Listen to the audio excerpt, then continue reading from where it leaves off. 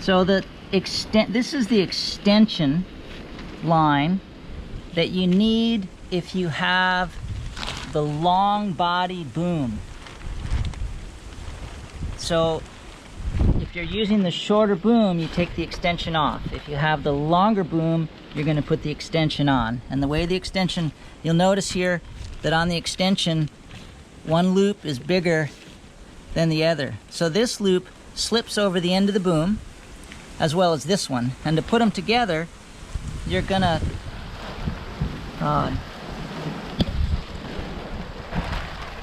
slip the big loop through and the other loop through, and they slide together like that. So now you've got your extension. So then we're gonna slip this end over the end of the boom. That's your extension. And then at the other end, you're gonna put the boom in that little notch there, and that notch there. And then from here, you'll pump it up. So when you're at about 3/4 pressure, or half pressure, again, double check that this line hasn't slipped out.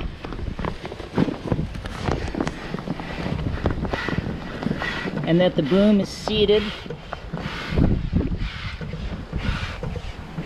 And then full pressure.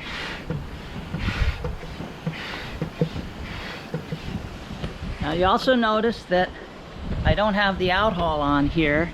Now you can do the math on the numbers here and on the sail, but I find it easiest just to keep this loose.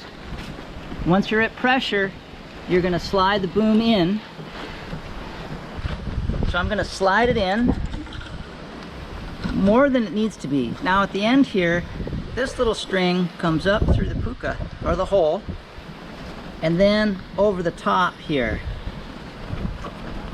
So double check that that's secure. Now you can pull the boom tight, and similar to a windsurf sail, you're going to out haul it till you get the desired shape you want. So maybe if it's a windy day, you're going to pull it tight. If it's a little bit lighter, you'll make it fuller.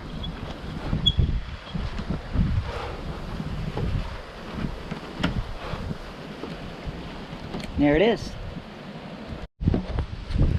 Okay, one other quick note. It's normal for the leading edge to deform a little bit from the pressure of the boom. It's held in mostly by friction, and then these lock it in, of course. But that's normal to have that depression. Also, the dump valve here on the bigger sizes just allows you to deflate the wing faster in case you got to get back to work because you slipped away at lunchtime to do this. One quick thing, when you get to the beach and you go to pump up your kite, it's not unusual to have a little sand in the end. So just give it a couple quick pumps to get the sand out so you're not putting it into your kite.